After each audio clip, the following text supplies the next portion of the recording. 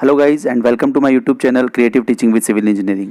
Guys आज का जो हमारा टॉपिक है वो है ये जो आजकल यूट्यूब पर काफ़ी ट्रेंड कर रहा है कि आप लोगों को आरटीयू के एग्ज़ाम पोस्टपोन करवा देना चाहिए, उसके लिए ट्विटर पर कोई कैंपेन चलाना चाहिए। तो ये सब चीज़ें सही हैं या नहीं है और हमें इनके फेवर में होना चाहिए, इनके अपोज में होना चाहिए। तो गाइज सबसे पहले तो मैं आप लोगों को समझा दूँ कि आप लोग स्टूडेंट्स हैं। हम दो बेसिक पॉइंट पर बात करेंगे। पहला बेसिक पॉइंट है होगा हमारा हेल्थ इशू। तो आप लोग ये समझिए बच्चों कि काफ़ी सारे एग्ज़ाम जो हैं वो चाहे कॉम्पिटिटिव एग्ज़ाम हो चाहे एकेडमिक्स एग्ज़ाम हो, कोरोना के बाद में लग चुके हैं। जैसे बीएड बीएसटीसी के पेपर लगे हैं, कॉम्पिटिटिव में जेई एडवांस के पेपर लगे हैं, नीट के एग्ज़ाम लगे हैं, एकेडमिक्स में राजस्थान यूनिवर्सिटी के सारे पेपर कंडक्ट हो रहे हैं। तो बच्चों आप खुद सोचो, अगर ये कोरोना ऐसे ऐसे एग्ज़ाम से फैल रहा होता तो ये अभी तक इसकी कोई न्यूज़ तो आती। मतलब हेल्थ में डरने की कोई ज़रूरत नहीं है। हेल्थ इशू जनरेट जो कर रहे हैं वो केवल बच्चों को डरा रहे हैं और बच्चे डर रहे हैं। बच्चे कह रहे हैं हम ट्विटर पे कैंपेन चलाएंगे, हम ये करेंगे वो करेंगे। बच्चों होगा कुछ भी नहीं, आपके 10 दिन खराब हो जाएंगे, पढ़ने वाले बच्चे पास होकर निकल जाएंगे और आपकी फिर से पेपर में बैक आ जाएगी। इसलिए अपने माइंड को यूज़ करें। हाँ, प्रिकॉशंस आप यूज़ कीजिए, जैसे आपको सोशल डिस्टेंसिंग रखनी है, पेपर के टाइम पे ज़्यादा किसी से मिलाजुली नहीं करना है और आप मास्क वगैरह यूज़ कीजिए, सैनिटाइज़र यूज़ कीजिए, वो सब बातें। लेकिन कोरोना से डरने की ज़रूरत नहीं है, आरटीयू एग्ज़ाम से रिलेटेड बच्चों को तो एटलीस्ट। और सेकंड इशू है बच्चों अपने को कि एग्जाम पॉइंट ऑफ व्यू से अपने को बेनिफिट है एग्जाम पोस्टपोन करवा के या नहीं है। तो बच्चों इसके लिए मैं आप लोगों को ये कह रहा हूँ, आप खुद सोचो बच्चों, जब आप 5 यूनिट पढ़ते थे तो 5 यूनिट में कितनी कॉम्प्लेक्सिटी आपके माइंड में होती थी। जैसे मैं सिविल वाले बच्चों की बात करूँ, टॉस में किसी बच्चे को 5 यूनिट पढ़नी थी तो उसको कितना सारा पढ़ना पड़ता था, है ना। ऐसे ही लगभग हर सब्जेक्ट की बात है, हर ब्रांच की बात है। तो जब बच्चों को इतना सारा पढ़ना पड़ता था तो आप सोचो उनमें कॉम्प्लेक्सिटी भी ज़्यादा होती थी, माइंड में फॉर्मूला इधर उधर भी हो जाते थे, जिसकी वजह से आपके मार्क्स कम हो जाते थे और आपके बैक लगती थी।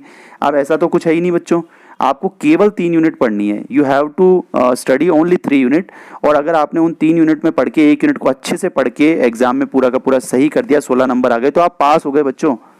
और आप मेरी गारंटी है, मैं जिन बच्चों को अब तक पढ़ा चुका है, मैंने पढ़ाया है, उनके जब भी अगर वापस किसी के कभी बैक आई है तो उसके नंबर हमेशा 16 से ज़्यादा आए हैं बच्चों।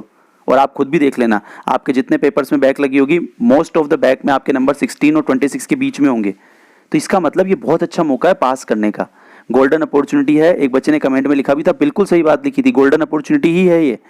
जो बच्चे इसको समझ के 10 दिन ढंग से तैयारी करेंगे वो कोई सा भी पेपर हो क्लियर कर देंगे।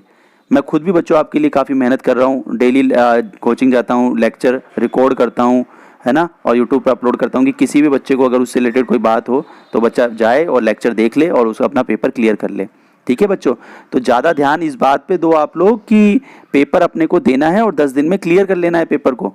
क्योंकि मान लो अगर एक बार के लिए मान भी लेते हैं ट्विटर कैंपेन सक्सेसफुल रहा और आपकी एग्जाम पोस्टपोन हो गई, वैसे ऐसा होगा नहीं, फिर भी मान लेते हैं, तो आप ये बताओ कभी तो पेपर लगेगा। आप कोई मेंस के स्टूडेंट तो हो नहीं, आप बैक रीबैक मर्सी बैक वाले बच्चे हो, तो आपका पेपर कभी तो लगेंगे। जब कभी लगेंगे तो फिर तो आपको 80 में से 26 लाने पड़ेंगे, 5 यूनिट पढ़नी पड़ेगी। तो बेहतरीन मौका है, एग्जाम होने दीजिए। इन सब बातों के चक्करों में मत पड़िए कि एग्जाम होगा नहीं होगा, अपने को नहीं करवाना है, अपने को कैंपेन, अरे कुछ नहीं है, ये सब फर्जी बातें हैं। कैंपेन वैम्पेन से कुछ नहीं हुआ है, ठीक है, और ना कुछ होगा। अपना फोकस रखिए पढ़ाई पर। और उन वीडियोस पर बहुत सारे व्यूज़ आ रहे हैं, मैं देख रहा हूँ, लोग पब्लिश होने के लिए खामखा बच्चों को सहारा ले रहे हैं, है ना। तो आप लोगों को ध्यान देना है कि आपको किसके साथ होना है। ठीक है बच्चों, तो पढ़ाई कीजिए। पढ़ाई के लिए यूट्यूब पर लेक्चर्स देखिए, नेट पे लेक्चर देखिए, कहीं और से लेक्चर करिए, बुक से पढ़िए, कैसे भी पढ़िए। 10 दिन का टाइम है, सफिशिएंट टाइम है किसी भी बैक को क्लियर करने के लिए।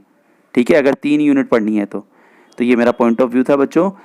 इसलिए मेरी आपसे यही रिक्वेस्ट है, as behalf on my experience, I am again requesting you to please doesn't make a part of that type of student who are continuously trying to postpone the RTO examination.